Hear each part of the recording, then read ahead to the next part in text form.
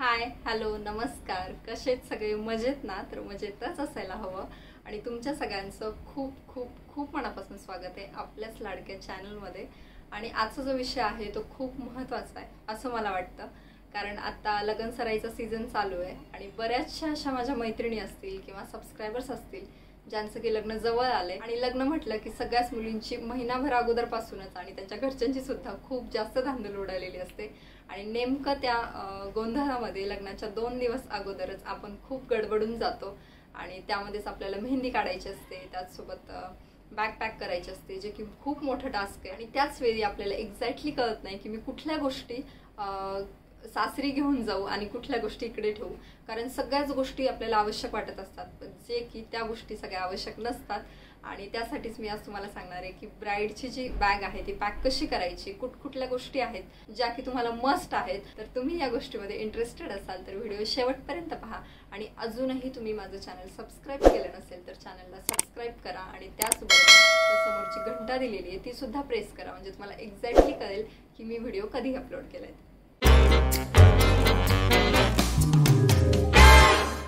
तर bag pack करताना सगळ्यात महत्त्वाची गोष्ट म्हणजे एक बॅग आणि एक पर्स.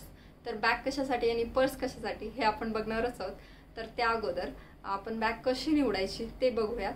तर बॅग ब्रँडेड आहे की बॅग चीप आहे, हलकी आहे, तुम्ही बाजारातून घेतली की मॉलमधून घेतली आहे, त्यापेक्षा जास्त महत्त्वाचे म्हणजे बॅगची साईज किती आहे आणि तुम्हाला ती वावरायला किती सोपी जाते किंवा तुम्ही ती कॅरी किती इझिली करू शकता, त्यावरती आपण बॅग निवडायची आहे. तर बॅग निवडताना जास्त छोटी पण नाही निवडायची आणि जास्त मोठी पण नाही निवडायची.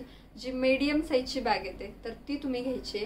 आणि ज्याच्यामध्ये असे 2 कंपार्टमेंट होतील, ज्याच्यामध्ये तुम्ही एक साईडला तुमचं मेकअपचं वगैरे ठेवू शकता आणि दुसऱ्या साईडला तुमच्या साड्या किंवा शूज चप्पल वगैरे असं. बॅगचं सिलेक्शन झाल्यानंतर ची महत्त्वाची गोष्ट म्हणजे की तुम्हाला त्या बॅगमध्ये कुठल्या गोष्टी भरायच्यात. तर सगळ्यात सुरुवातीला म्हणजे आपण जेव्हा सासरी जातो तर तेव्हा त्यानंतरच म्हणजे आपलं लग्न झाल्याच्या नंतरच आपली एक 3-4 दिवसातच येती जाती होते. म्हणजे मुलगी जी आहे ती माहेरी येत असते. तर मग माहेरी आल्यानंतर ती पुन्हा ज्या गोष्टी लागतात त्या घेऊन जाऊ शकते. त्यासाठी बॅग जेव्हा आपण मुलीची भरतो तर तेव्हा अशाच गोष्टी निवडायच्यात किंवा अशाच गोष्टी भरायच्यात ज्या आपल्याला लगेचच्या लगेच लागणार आहेत, म्हणजे इन्स्टंट लागणार आहेत फक्त लग्नाच्या दिवशी आणि लग्नानंतर 2-3 दिवसात. त्या कुठल्या गोष्टी असणार आहेत तर सुरुवातीला आपला लेहंगा किंवा तुम्ही जी साडी घालणार आहात ती. लग्नाच्या दिवशी आपण खूप वेगवेगळे लुक करत असतो, मग वेगवेगळ्या लुकसाठी आपल्याला वेगवेगळ्या गोष्टी लागत असतात. मग ती साडी असेल किंवा त्याच्यावरचे मॅचिंग पेटीकोट असतील किंवा मग त्याच्या जोडीला तुम्ही साडी शेपवेअर पण घेऊ शकता, जेणेकरून काय होईल तुम्ही छान, तुमची फिगर छान दिसेल किंवा तुमचा जो शरीराचा बांधा आहे तो छान दिसेल. आणि त्यासोबत ज्या हेल्दी आणि गुटगुटीत अशा मुली आहेत तर त्यांनी जर साडी शेपवेअर घातलं तर त्यांची शेप पण खूप छान दिसेल आणि त्या फिटसुद्धा दिसतील. तर याच्यात 3 गोष्टी आहेत तर तुम्हाला सुरुवातीला बॅगमध्ये पॅक करायच्यात. एक साडी, तुमचा जो लेहंगा असेल तो, त्याच्यावरची जी ओढणी आहे ती आणि त्याचसोबत तुमचा पेटीकोट. आणि या सगळ्या गोष्टी झाल्यानंतर काय करायचं आहे, तुम्हाला तुमचा जो हे सगळे लुक जे करणार आहात त्या लुकवरती कुठली सँडल घालायची आहे, कुठली हिल्स घालायची आहे किंवा शूज घालायचे आहे ते तुम्ही ठरवायचे आणि ते सुद्धा आपल्या बॅकपॅक. तर हे झाले आपल्या लग्ना दिवशी घालण्याचे कपडे. त्या व्यतिरिक्त कुठल्या गोष्टी आपल्याला गरजेच्या आहेत तर तुम्हाला इनरवेअर एक मस्ट आहेत, कारण ते तर आपल्याला लागणारच आहेत, ते घ्यायचे. त्याचसोबत आता उन्हाळा आहे आणि खूप जास्त घाम येत असतो आपल्याला आणि उन्हाळ्या व्यतिरिक्त पण असं आपल्याला रुमाल किंवा नॅपकिन तर गरजेचा असतोच.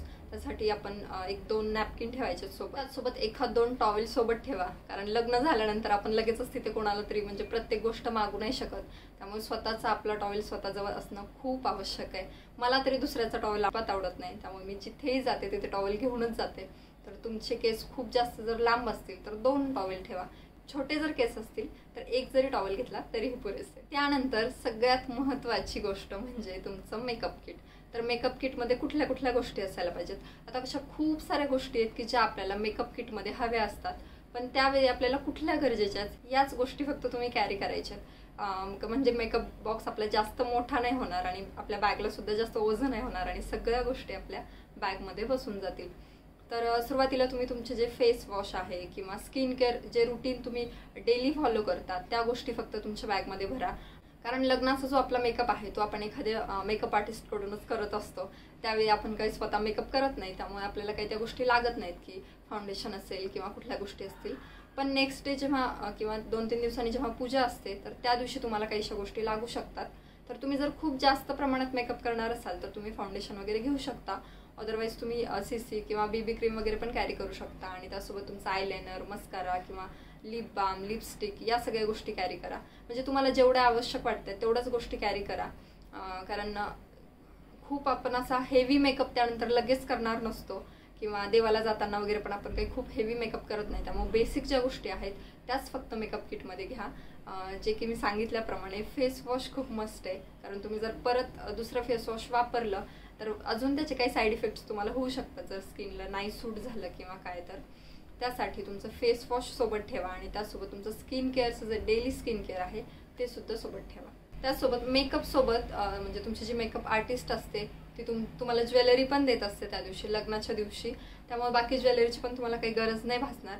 फक्त लग्नानंतर जेव्हा तुम्हाला पूजेच्या दिवशी वगैरे घालायचे तर त्यासाठी तुम्ही थोडीफार ज्वेलरी कॅरी करू शकता. त्यामुळे जास्त ज्वेलरी नेण्याची पण गरज नाही आहे. आणि बाकीच्या ज्या सगळ्या गोष्टी आहेत तर ते तुम्ही जेव्हा मी सांगितल्याप्रमाणे जेव्हा तुमची येती जाती असेल तेव्हा तुम्ही बाकीच्या सगळ्या गोष्टी घेऊन जाऊ शकता. लग्नाच्याच दिवशी सगळ्या गोष्टी न्याव्यात असं बिलकुल नाही आहे. त्यानंतर येतात बँगल्स. तर लग्नानंतर किंवा जेव्हा आपण आपला चुडा भरतो त्यानंतर आपण चुडा काही लगेच काढत नाही. त्यामुळे बँगल्सची सुद्धा गरज आपल्याला भासत नाही. त्यामुळे बँगल्ससुद्धा नाही घेतल्या तरी चालतील. त्यानंतरची गोष्ट म्हणजे तुमचं शॅम्पू आणि कंडिशनर. कारण लग्नामध्ये खूप जास्त मेकअप केलेला असतो, खूप हेअरस्टाईल केलेली असते छान छान आणि स्प्रे पण खूप केलेला असतो हेअरवरती.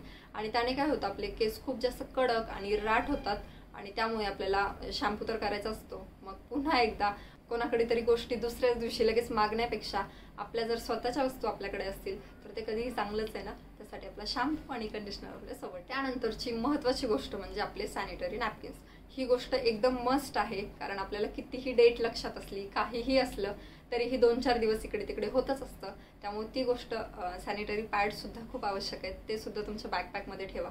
आणि या ज्या सगळ्या गोष्टी मी सांगते ना तर त्याच्यामध्ये ज्या गोष्टी तुम्हाला नंतर लागणार आहेत, सपोज मेकअप किट तुम्हाला लग्नाच्या दिवशी लागणार नाही आहे, सॅनिटरी पॅड्स तुम्हाला लग्नाच्या दिवशी लागणार नाही आहेत, टॉवेल तुम्हाला लग्नाच्या दिवशी लागणार नाही आहेत, तर या ज्या गोष्टी आहेत ते तुमच्या बॅगमध्ये खाली सगळ्यात ठेवा. आणि त्यानंतर ज्या तुम्हाला गोष्टी लगेच लागणार आहेत लग्नाच्या दिवशी, म्हणजे तुमचा लेहंगा असेल किंवा ब्लाउजेस असतील किंवा मग तुमचा सप्तपदीचा जे लुक असेल त्या गोष्टी असतील तर ते सगळं वरती ठेवा. आणि ज्यानंतर दुसऱ्या दिवशी लागणाऱ्या गोष्टी तर त्या बॅगमध्ये खाली ठेवा. म्हणजे तुम्ही कसं बॅग उघडली की पटकन इझिली काढू शकता आणि जास्त पसारा पण नाही होणार. त्यानंतरची गोष्ट आणि महत्त्वाची गोष्ट म्हणजे आपलं मोबाईल आणि मोबाईलचं चार्जर. मोबाईल तर आपण शक्यतो कधी विसरत नाही, पण चार्जर खूपदा असं होतं की आपण विसरून जातो आणि ते वरती पर्समध्ये ठेवण्यापेक्षा बॅगमध्येच ठेवा. जेणेकरून काय होतं आपण लग्नाच्या दिवशी तर लगेच कुठे चार्जिंगला लावत नाही. मग त्याच्यानंतर आपल्याला दुसऱ्या-तिसऱ्या दिवशी गरज पडते आणि पर्स वरती असल्यामुळे कसं होतं थोडंसं हरवण्याची शक्यता जास्त असते त्यातल्या गोष्टी. म्हणून तुम्ही जर चार्जर आपल्या बॅगमध्ये ठेवलं तर ते सुद्धा सेफ राहील. आणि या सगळ्या झालेल्या बॅगमधल्या गोष्टी. त्याच्यामध्ये एक गोष्ट बाकी आहे की ते तुमचे ड्रेसेस किंवा मग तुमचे नाईटवेअर जे असेल ते. तर नाईट ड्रेस एखादं सोबत ठेवा. जेणेकरून काय होतं आपल्याला साडीची कधी सवय नसते, या अगोदर आपण साडीवरती कधी झोपलेलो नसतो आणि मग अचानक आपल्याला झोप येत नाही साडीमध्ये. त्याच्यामुळे मग तुम्ही जर तुमचा नाईट सूट वगैरे सोबत ठेवलं तर ते तुम्हाला खूप कम्फर्टेबल पण वाटेल.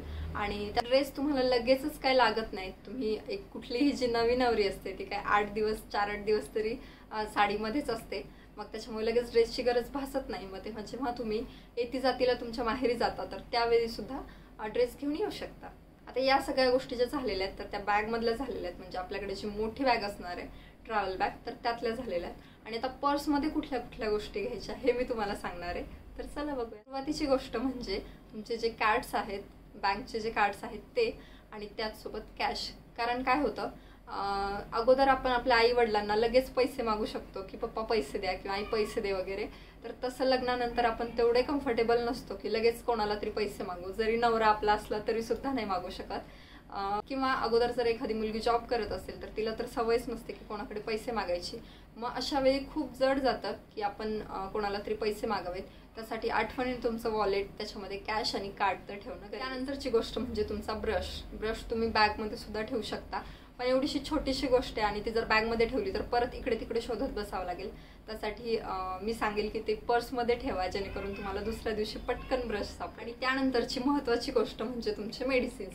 जर तुम्ही डेली काही मेडिसिन्स घेत आणि जरी तुमचे रोजचे काही मेडिसिन नसतील तरी सुद्धा तुमची लग्नामध्ये खूप धावपळ झालेली असते त्यामुळे तुम्हाला विकनेस येऊ शकतो किंवा एखादा ताप येऊ शकतो किंवा डोकं दुखू शकतं. त्यामुळे एखादी पेन किलर तुमच्यासोबत असायलाच हवी. मग ती सुद्धा तुमच्या पर्समध्ये ठेवा, जेणेकरून ती तुम्हाला कधीही उपयोगी पडू शकते. आणि सगळ्यात शेवटची आणि महत्त्वाची गोष्ट म्हणजे तुमच्या पर्समध्ये एखादं फ्रूट किंवा बिस्किट्स वगैरे ठेवा, जेणेकरून ते तुम्हाला कधीही खायला कामा येतील. कारण लग्नाच्या दिवशी काय होतं, घाईघाईमध्ये खूप छान दिसण्यामध्ये आणि मेकअप करण्यामध्ये तुमच्या खायचं लक्षात नाही राहत. आणि मग बिस्किट्स वगैरे जर तुमच्या पर्समध्ये असतील तर तुम्हाला कधी जर भूक लागली तर तुम्ही पटकन घेतले आणि खाल्ले तर होऊन जातं. त्यासाठी तुम्ही बिस्किट्स किंवा एखादं फ्रूट वगैरे नक्की ठेवा.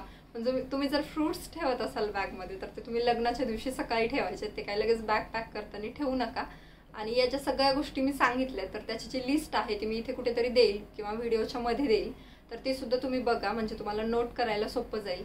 आणि अशा प्रकारे जर तुम्ही बॅग पॅक केली तर तुमचा जास्त पसारा सुद्धा होणार नाही आणि तुम्हाला ज्या गोष्टी मस्ट आहेत तेवढाच तुम्ही घेऊन जाल, म्हणजे तुम्हाला जास्त ओझं होणार नाही किंवा ती बॅग वावरायला जास्त त्रास होणार नाही.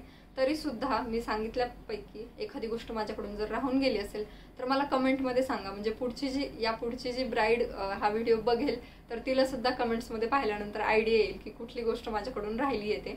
तर चला मग, व्हिडिओ कसा वाटला ते मला नक्की सांगा आणि आवडला तर लाईक, शेअर आणि सबस्क्राईब करायला विसरू नका. भेटूयात पुढच्या व्हिडिओसहित. तोपर्यंत खुश राहा, काळजी घ्या, बाय बाय.